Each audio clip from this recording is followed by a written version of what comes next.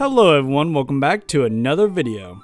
It feels like it's been years since they announced Final Fantasy Pixel Remaster. I remember when they first announced these remasters, and it was really disappointing. It was during a Square Enix showcase, and ooh, you could just feel everyone just cringe at the last slide where it just showed for Steam and for mobile, and there was no console release. This is a load of barnacles. I heard that! I could still feel the frustration that fans had for this announcement. And lo and behold, the Pixel remasters are finally coming to console in spring of 2023. But you know what? At least they're announced, and at least they have somewhat of a date. It's kind of strange that it took this long for them to be ported to consoles. And it's not even every console. It's coming to PlayStation and the Switch. It's totally skipping out on Xbox for some reason. Now granted, Xbox hasn't been the biggest market in Japan, but come on. I mean, they have other Final Fantasy games on Xbox now. Why not these as well? That weird decision aside, I am so excited to play these games on Switch. I mean, I can get these on PlayStation, but let's be real, I want to play these on the go. Now, I have a tiny history with the Final Fantasy series. I'm not what you would call a big hardcore fan of the series.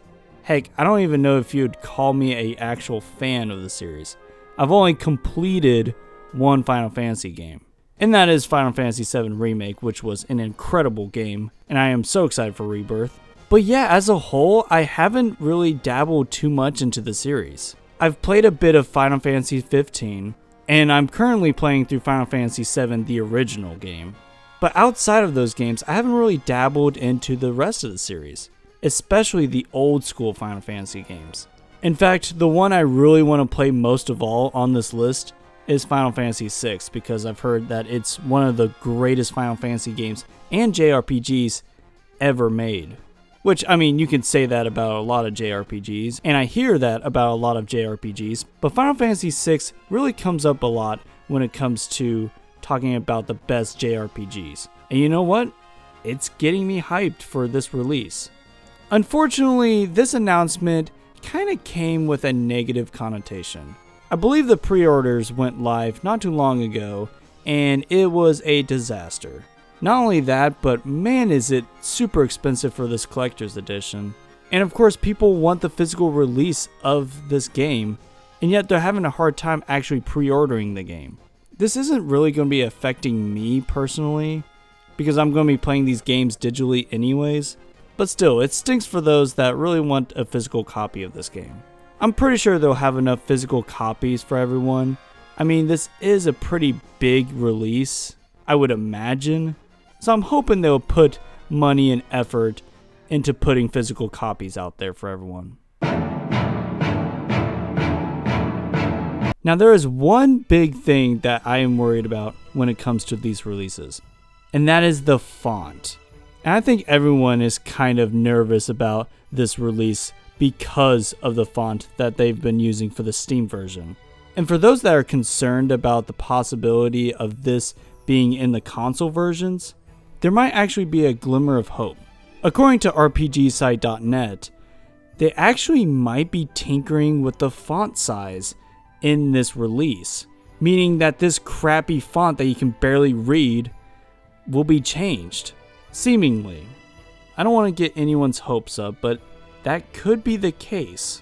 And if that is the case, that would be incredible, because I'm not really too picky on fonts or, how words look, but this is disgusting. Ugh, it's hideous. Oh, also, you can get these games separately, which is pretty interesting, or as a collection. But the collection costs $75? I'm sorry. You what? Now, granted, these are classic Final Fantasy games with remastered graphics, but $75? That seems a bit much to me. $60, I can understand that. I can definitely understand that. But $75? Maybe it's just for the physical version, but I don't know, man. That's a lot, especially since I'm just looking forward to Final Fantasy VI. I mean, I'm curious about the other games, but Final Fantasy VI is where it's at for me. That's the one I want to play. It just seems so weird that it's $75. It's even that much on Steam now. I don't know, man. I know these games have a huge legacy behind them, but that seems a bit too much. Having the Final Fantasy Pixel remasters come out on console is exciting enough, but also the potential for more JRPGs to follow suit this pixel remaster format is also just as exciting. Especially in Square Enix's catalog, there's so much that they can do. And to be fair, they've been doing a lot with their classic games. I feel like the Switch alone gets 5 classic JRPGs from Square Enix as ports. And now that they're done with the Final Fantasy side of things, now they can work on other franchises like Dragon Quest and even Chrono Trigger. Let's start with my favorite out of the two, Dragon Quest. You see, we don't really have a valid way of playing Dragon Quest 4 through 6 on a modern console. I mean, we can even include 7 and 8, but I'm going to give them a pass because they were on the 3DS. But if we got 4 through 6, especially the DS versions of those games, oh my goodness, that would be incredible. And do a little pixel remaster for these games. Not that they really need it, maybe some touch-ups here and there because they were on the DS. But man, these games are absolutely gorgeous. To this day, they look amazing. And to have them on a modern console like the PlayStation, Xbox, or Switch would be so cool. Heck, I would even say to update 1 through 3, well, maybe -3 because that's getting an HD 2D remake, which looks incredible, and they should just do that for all the games. But in that HD 2D format, that would take a lot more time. Whereas these pixel remasters, yeah, it takes time and effort, but not nearly as much. And then of course there's the possibility of Chrono Trigger being a part of this pixel remaster. Now it's not like this pixel remaster has been going into other franchises other than Final Fantasy, but I don't know, it'd be weird if they didn't continue this remastered renaissance that they're doing.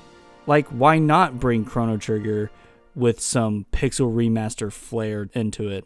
Unless they're saving Chrono Trigger for an HD 2D remake, which I am all for if that's the case. But yeah, having this collection finally coming to something like the Switch or PlayStation is so exciting to me. And that's coming from someone who's not really a Final Fantasy fan.